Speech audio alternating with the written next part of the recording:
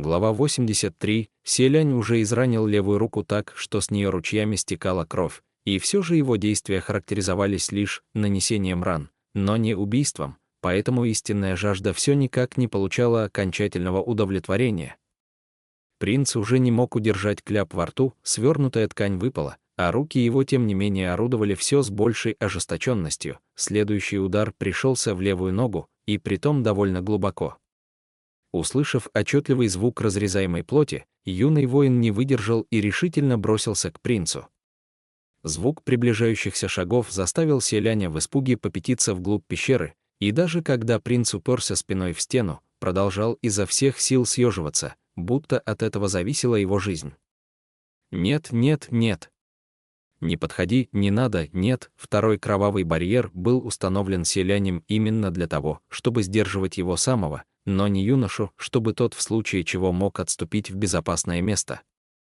Но сейчас действие аромата нежности уже вошло во вторую стадию, и стоит только юноше подойти. Неужели селянь позволит ему снова убежать из пещеры? Наверняка просто прикончит его на месте. Принц ужасно боялся, что в какой-то момент потеряет контроль и убьет это дитя, пришлось прятаться от того подальше. Услышав в голосе селяня просочившийся наружу панический страх, юный воин потрясенно застыл. «Ваше высочество!» Желание зверски замучить и убить кого-нибудь бурлило в крови селяня. Дрожащей рукой он поднял плохонький меч, а в душе его зазвучал повторяющийся собственный голос: «Я не умру, я не умру, я не умру». В следующий миг, приняв мгновенное решение, принц развернул меч острием на себя. Юный воин увидел, как во тьме тускло скользнул холодный блеск. Раздался крик: «Ваше высочество!» Но селянь уже пустил оружие в ход, проткнул свой живот, намертво пригвоздив себя к земле. Пронзительная боль взрывом охватила внутренности и распространилась по всему телу, без остатка сметая на своем пути разгоряченный порыв. Селянь широко распахнул глаза и застыл, обеими руками сжимая рукоять меча. С легким кашлем из угла его губ потекла струйка крови, даже дыхание на какой-то момент застыло. Юный воин, ошеломленный случившимся, со стуком грохнулся на колени перед принцем. В тот же миг снаружи раздался нестихающий визг: «Кто это?» Тонкие нежные голоса цветочных оборотней, обернувшись криком, резанули слух, но кто-то заорал еще оглушительнее, чем они, перекрывая все их завывания. Что за чертовщина? Услышав этот гневный рев, селянь опять сделал резкий вдох. Фэн Синь, в ответ послышался другой, чуть приглушенный голос: «Нежные объятия. Если не хочешь попасться под действие их чар, скорее закрой лицо». Голос, разумеется, принадлежал Муцину, который уже принял все необходимые меры. Фэн Синь, закрывая нос и рот, кажется, увидел кое-что еще. Далее последовал его приглушенный крик, полный гнева: «Это его высочество! Его высочество! Твою мать! Твою ж мать! Что здесь вообще происходит?» Муцин тоже удивленно ахнул. Форменное безобразие, это же просто никуда не годится. Впрочем, тон Муцина не ощущался настолько рассерженным, как у Фэн Синя, а больше походил на то, будто он услышал рассказанную кем-то грубую неуместную шутку. Селянь, лежа в пещере, не понимал, о чем они говорят, но примерно догадался, что их вывел из себя вид обнаженных женских тел оборотней, который задевал их собственную нравственность. Фэн Синь, рассыпаясь в ругательствах, заорал: «Скорее сожжем их!» Нельзя, чтобы кто-то увидел. Следом послышался звук извергающегося огня и горящей травы, и в этом полыхающем пламени визг и брань оборотней постепенно стихли. Муцин произнес: «Выжигай все как следует, в аромате этих чертовок содержится яд. Если они оставят семена и прорастут, превратятся в крупные неприятности». Селянь, собравшись с силами, попытался подать звук, но получилось лишь тихо кашлянуть. Однако двое снаружи немедленно услышали и ворвались в пещеру с криком: «Ваше высочество, ты здесь, селянь?» «Я здесь». Принц изо всех сил старался выровнять дыхание, но все же не мог скрыть, что дышит намного слабее обычного. Двое снаружи немедленно направились к нему. Их немного задержала кровавая линия на входе, но поскольку они прекрасно знали, какие барьеры обычно ставит Селянь, то и снять один из таких не составило труда.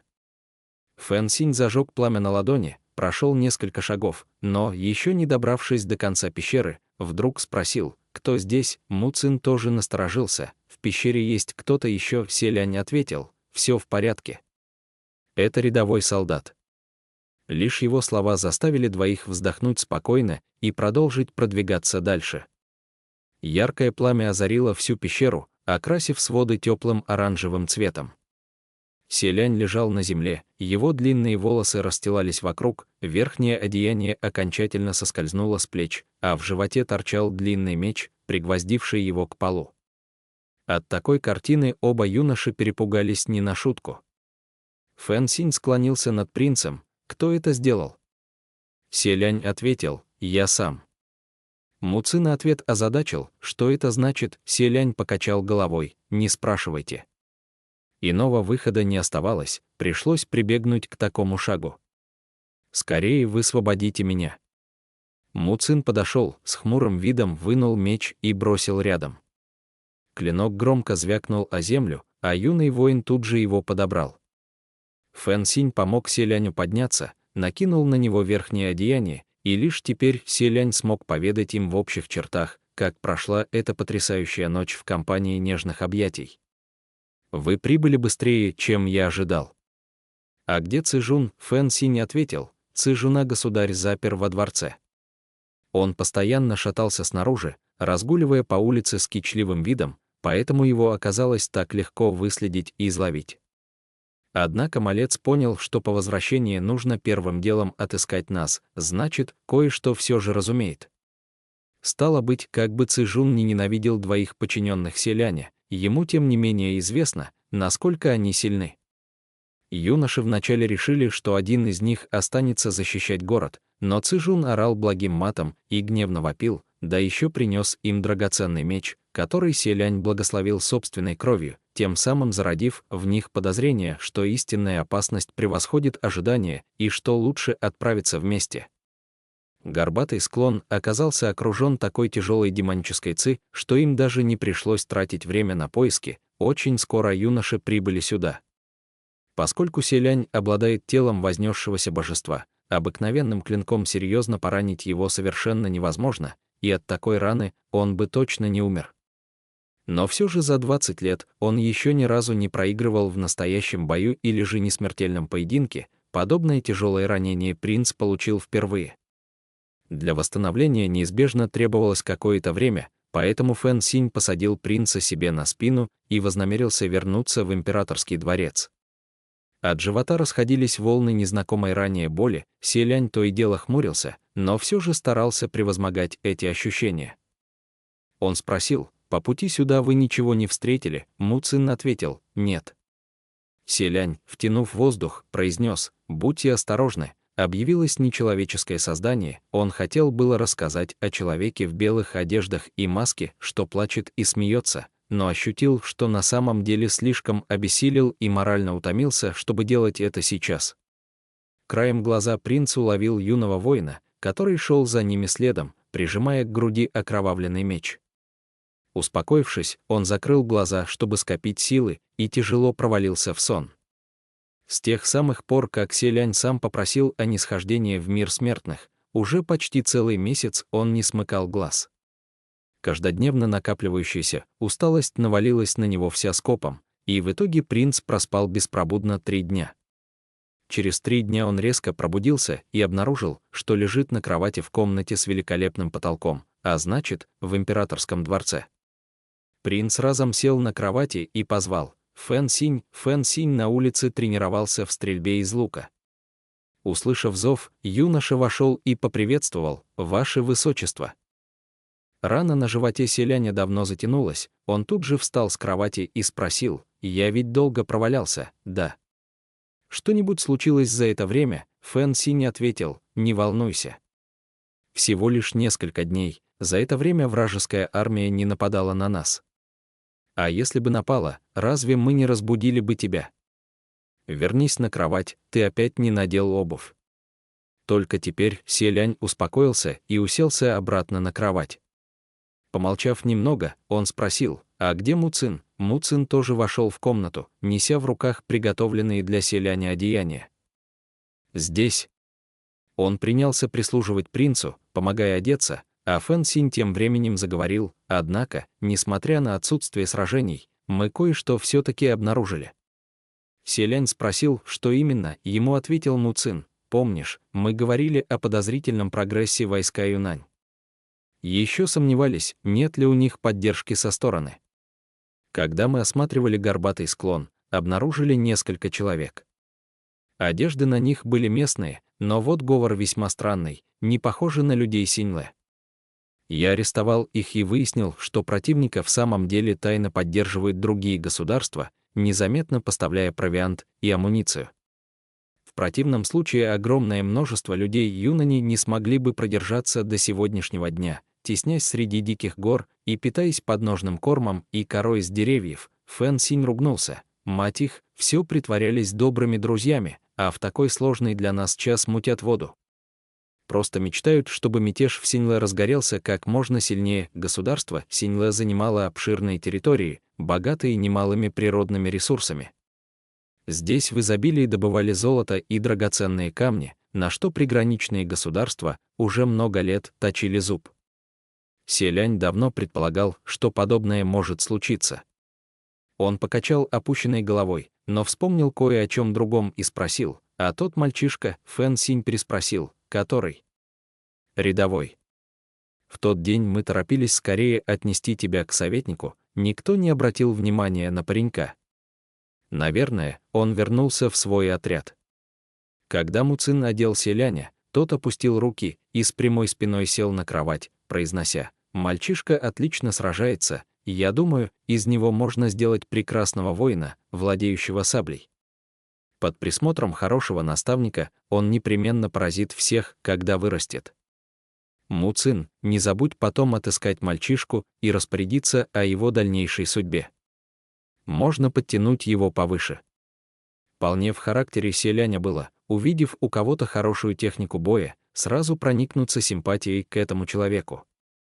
Принц непременно желал приблизить таких людей к себе, чтобы наблюдать за ними каждый день, находя в этом истинное наслаждение. Такое случалось не в первый раз, но все же впервые подобной оценки удостоился совсем еще ребенок. Когда Муцин услышал фразы «из него можно сделать прекрасного воина, владеющего саблей, непременно поразит всех, когда вырастет», и тому подобные похвалы, выражение его лица необъяснимо изменилось, он завязал волосы селяня новой лентой, скомкал в руках ту, что снял, отвернулся и бросил ее куда-то в сторону. Фэн Синь же произнес: «На вид ребенку не больше 15, он еще слишком мал, не находишь?» К каким обязанностям его можно подтянуть, Муцин тоже бесстрастно отозвался: «Подобный жест совсем не к месту. Не соответствует армейскому порядку». Селянь ответил: «Даже божество может снизойти в мир смертных, к чему соблюдать все эти бесконечные правила в армии?» Затем восхищенно добавил: «Видели бы вы боевую стойку, с которой тот парнишка сражался с Бину, исключительная красота». Но стоило ему заговорить о Бину, как странная фигура в белом вновь промелькнула перед глазами. Фэн Синь произнес: «Ваше Высочество, откуда на горбатом склоне взялись эти чертовки, нежные объятия? Раньше там никогда о них и не слышали». Селянь поднялся. «Об этом я хотел поведать вам еще тогда». Наконец выдался момент, и принц рассказал им о человеке в маске, что плачет и смеется. Троица тихо обсудила случившееся между собой, и в итоге все сошлись на том, что поступать опрометчиво не стоит, и лучшее решение — доложить о происшествии чертогам верхних небес.